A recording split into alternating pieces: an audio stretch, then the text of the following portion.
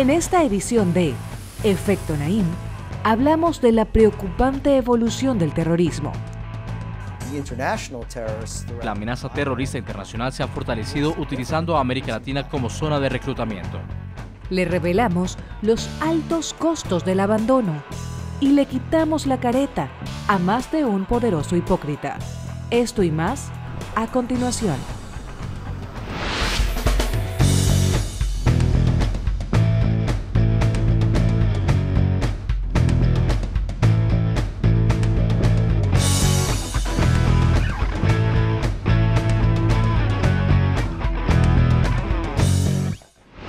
Bienvenidos, soy Moisés Naim desde Washington, encantado de estar de nuevo con ustedes, como siempre. Vivimos en un mundo obsesionado por lo nuevo. Queremos nuevos sistemas económicos, nuevos sistemas políticos, maneras de comunicarnos, de educarnos, de gobernarnos, todo nuevo lo queremos. Esto, por supuesto, puede tener grandes beneficios.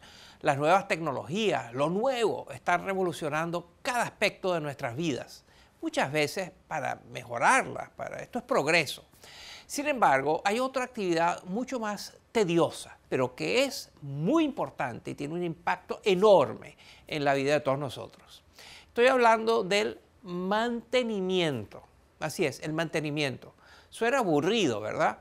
Se trata de eso de cuidar carreteras, sistemas sanitarios, plantas eléctricas, puentes, sistemas de transporte, hasta de instituciones públicas. El mantenimiento es esencial para el buen funcionamiento de todo. Y aunque la innovación suena muy interesante y el mantenimiento muy aburrido, resulta que las sociedades más exitosas son las que valorizan, respetan y le dedican tiempo, atención, dinero a cuidar lo que tienen, es decir, al mantenimiento. Miren.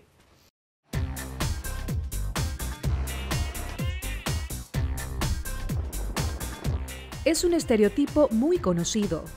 Alemania es el país de la eficiencia.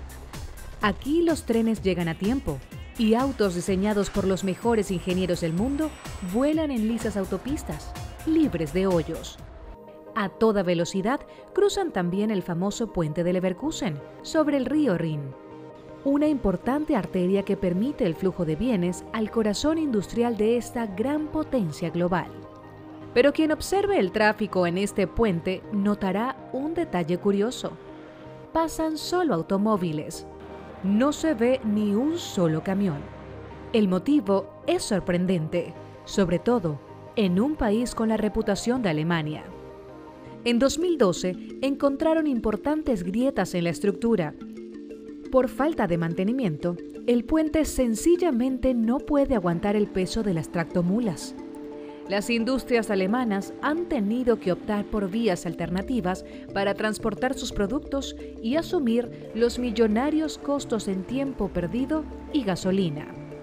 El puente de Leverkusen no es un caso único. Según el diario The Guardian, en 2016 los pasajeros alemanes perdieron más de 174 millones de minutos diarios por retrasos de tren. ¿El culpable? La falta de mantenimiento ha dejado plataformas al punto del colapso. Las urgentes reparaciones han hecho que los puntuales trenes alemanes dejen de estar a tiempo. Este, por supuesto, no es solo un problema alemán. Se extiende por todo el mundo. Y es especialmente agudo en los países más ricos e industrializados que empezaron a desarrollar su infraestructura mucho antes y, por lo tanto, tienen sistemas más viejos. Considere esta cifra escalofriante. En Estados Unidos, el país más rico y más poderoso del mundo, 1 de cada 10 puentes es considerado estructuralmente deficiente. Esos son casi 56,000 puentes que tienen que ser reemplazados o reparados con urgencia. El problema es tan grave como lógico. El mantenimiento es caro, no es sexy y no le gana votos a nadie. Hablamos con Leonardo Villar, director ejecutivo del Centro de Investigación Económica y Social FEDesarrollo en Colombia. Para los políticos, inaugurar una carretera, inaugurar un puente, un túnel, un aeropuerto es, por supuesto, muy atractivo, permite una foto, permite cortar una cinta. Mantener el aeropuerto, mantener la carretera, Que todos los días esté igual, eso no es ninguna noticia y por lo tanto no es tan útil para un político. No es coincidencia que los anuncios y la inauguración de grandes proyectos se disparen justo antes de las elecciones. En Argentina, por ejemplo, la actividad de la construcción aumentó en un 17% meses antes de las elecciones legislativas de octubre de 2017. Pero no es solo cuestión de votos. En muchos países de América Latina, las necesidades de nueva infraestructura son tan agudas que muchas veces es difícil justificar la inversión en mantener sistemas que ya existen, incluso si no funcionan perfectamente.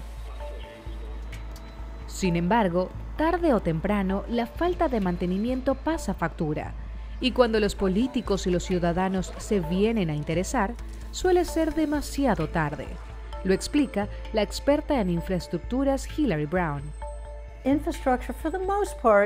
Para la mayoría de la gente, la infraestructura no destaca, no es visible. Así que cuando se rompe una cloaca, por ejemplo, de pronto tienes inundaciones en la calle, olores desagradables. Eso sí lo percibe la gente. Pero el resto del tiempo, cuando la infraestructura está funcionando correctamente bajo tierra, nadie le presta atención y nadie quiere realmente pagar por ella. Nobody pays attention. Nobody really wants to pay for it. Hasta nuestro mundo moderno, ese mundo aparentemente cada vez más inalámbrico y digital, también depende del cuidado de gigantescos sistemas y redes físicas que son fáciles de olvidar. Aunque pareciera que las nuevas tecnologías nos han liberado de los enredosos cables, la realidad es que el 99% de las comunicaciones globales siguen viajando a través de cables submarinos. Unos sistemas anticuados y frágiles que funcionan desde los tiempos del telégrafo. ¿Qué pasa cuando descuidamos estos cables? Hace unos meses, en Pakistán, uno de los principales cables falló. La mitad del país se quedó sin internet y el aeropuerto tuvo que retrasar varios vuelos. Desde tiempo perdido por retrasos, hasta la proliferación de enfermedades por el mal manejo de aguas negras, o en el peor de los casos, accidentes mortales por falta de mantenimiento a aviones o trenes, los costos del abandono se suman y suman, aunque como sociedad solo le prestemos atención cuando ocurre una gran tragedia. Lo nuevo, siempre más seductor, más interesante, más prometedor. Lo viejo es el pasado, lo desechable. Pero como hemos visto, querer cuidar y mantener lo que ya tenemos es imprescindible.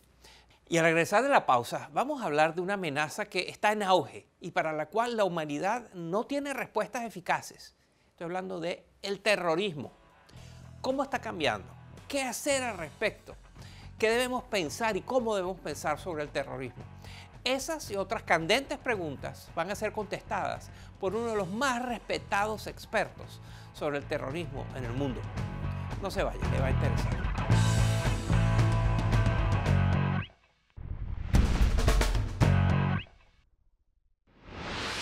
Miren este gráfico. Este gráfico muestra que en las economías más grandes del mundo, las economías más desarrolladas, más prósperas, el terrorismo aumentó en un 650% en un solo año, entre el 2014 y el 2015. Y confirma lo que vemos en los titulares y oímos en los noticieros. Últimamente, parece que no pasa un día sin que haya un atentado terrorista en alguna parte del mundo.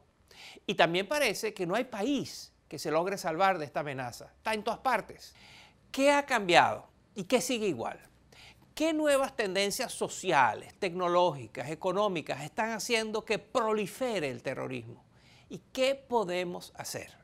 Para responder a estas y otras preguntas, tengo el placer de tener hoy en mi estudio a quien es considerado un pionero, uno de los expertos más reconocidos del mundo en el campo de la lucha antiterrorista. Se trata del doctor Bruce Hoffman, quien lleva más de 4 décadas estudiando el terrorismo y asesorando a las Fuerzas Armadas, las agencias de inteligencia y los cuerpos antiterroristas de Estados Unidos y de varios otros países. Él tiene un libro que se intitula Dentro del terrorismo y durante décadas ha sido el libro de referencia fundamental. Fue originalmente publicado en 1998. Y ahora el profesor Hoffman acaba de publicar una nueva edición de este libro de referencia, en la que nos ayuda a entender cómo se ha transformado el terrorismo en años recientes y qué podemos esperar de estas perversas organizaciones en el futuro. Esta es mi conversación con el doctor Bruce Hoffman. Mire. Usted comenzó a estudiar el terrorismo hace más de 40 años. En esa época, ¿de qué se hablaba cuando se hablaba de terrorismo? El terrorismo a finales del siglo XX se daba de dos maneras. O era perpetrado por revolucionarios de izquierda o era perpetrado por nacionalistas extremos que sentían que les habían arrebatado su tierra. El epicentro del terrorismo en esta época era el Medio Oriente, América Latina y Europa. ¿Cómo ha cambiado eso? Hay tres factores que han transformado el terrorismo en el siglo XXI. En primer lugar está el aspecto religioso. El terrorismo que se apega a la religión evoca una respuesta mucho más visceral, mucho más emocional e incluso más universal que la ideología. Y eso hace que sea mucho más difícil combatirlo de manera racional. En segundo lugar está la globalización. El movimiento de personas, de pensamientos, de ideas y de dinero alrededor del mundo. Y por último están la Internet y las redes sociales que han permitido a terroristas radicalizar y reclutar a personas de manera muy directa y personal. Como usted sabe, un debate muy intenso acerca de cómo enfrentar el terrorismo. Hay quienes son partidarios de atacar a las raíces, la desigualdad, la pobreza, la discriminación, la falta de esperanza para los jóvenes.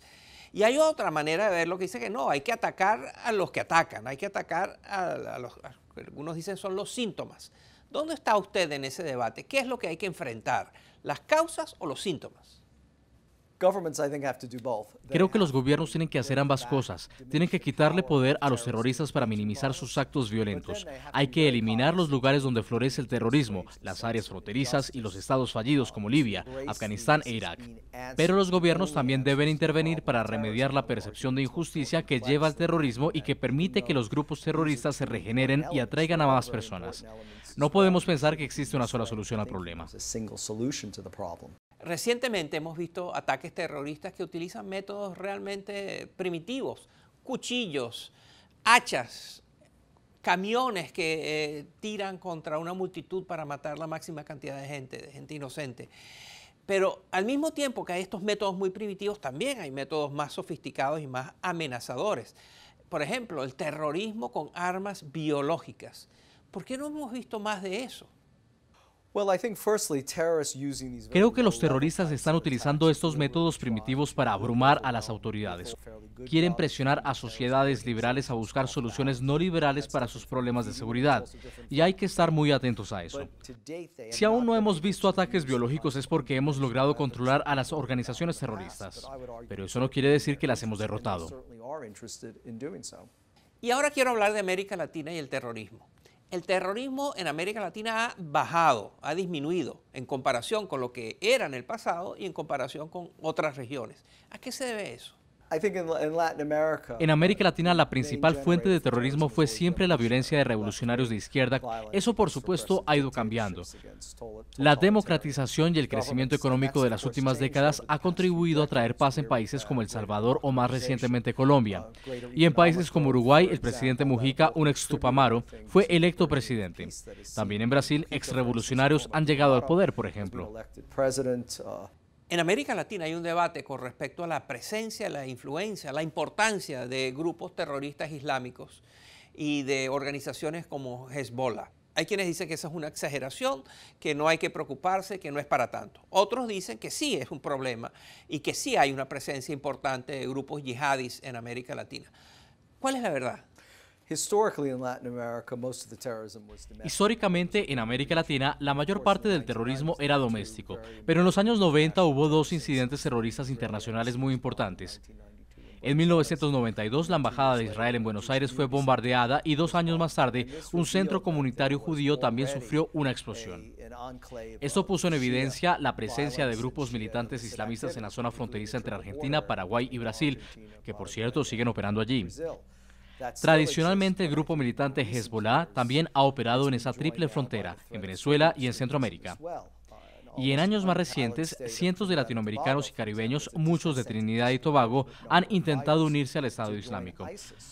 Así que yo diría que la amenaza terrorista internacional se ha fortalecido utilizando a América Latina como zona de reclutamiento. Bruce Hoffman es uno de los pioneros en el estudio del terrorismo, un tema que desgraciadamente hoy en día está con nosotros con mucha frecuencia, pero que cuando él comenzó a estudiarlo hace 41 años existía, pero no tenía la potencia ni la frecuencia que tiene hoy. Él escribió, es el autor del libro de referencia obligatorio en esta materia que se llama Dentro del terrorismo. Muchas gracias, profesor Hoffman. De nada. Y al regresar a la pausa les voy a hablar de otro mal, otra plaga que se extiende, que siempre ha existido pero está aumentando, la hipocresía, así es.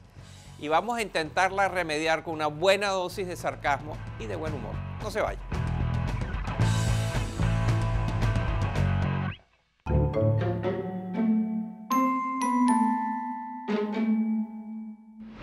Durante más de 5 años en nuestra sección de genialidades memorables hemos conocido todo tipo de genios, genios entre comillas, ¿verdad?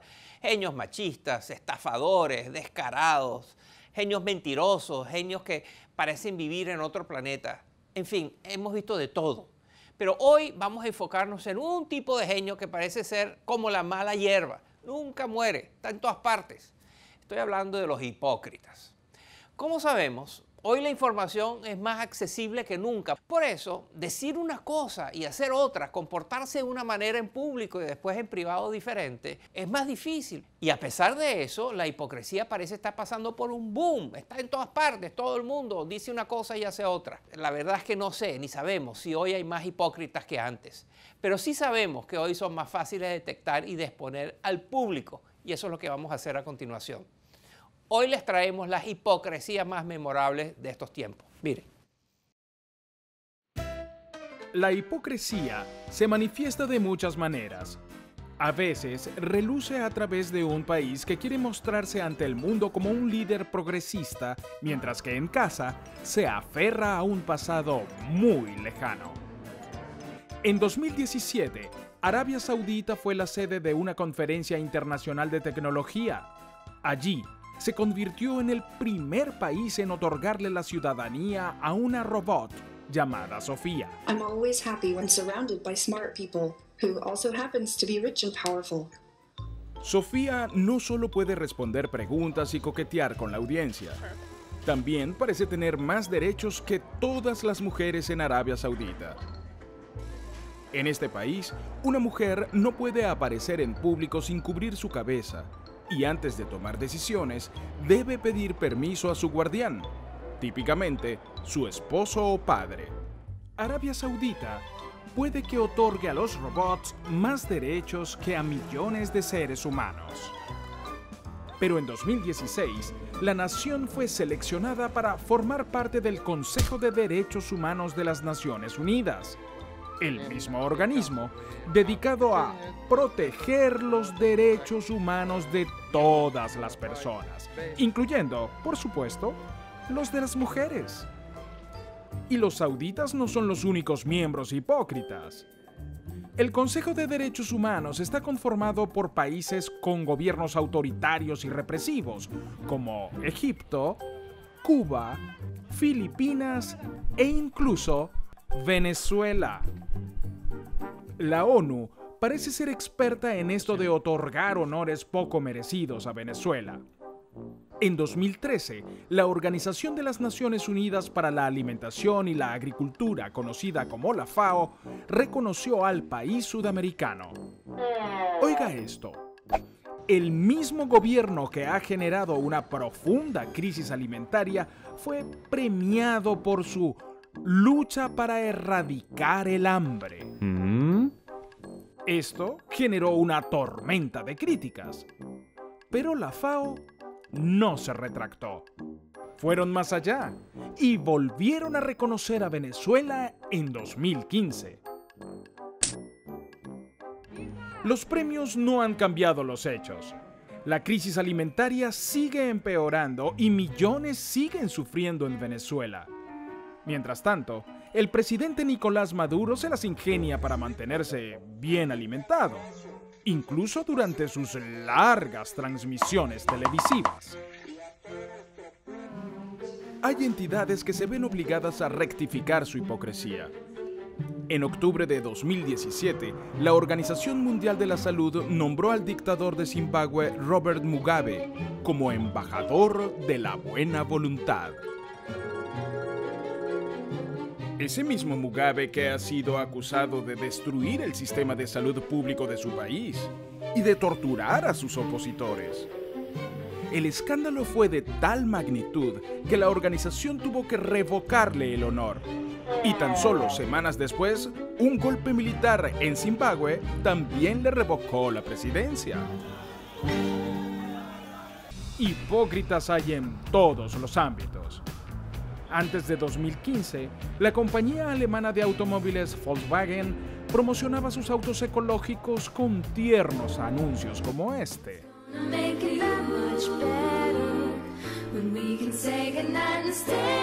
Pero al mismo tiempo, altos ejecutivos ideaban un plan para ocultar las emisiones reales de sus vehículos ecológicos, que resultaron ser 40 veces más contaminantes que lo que se decía.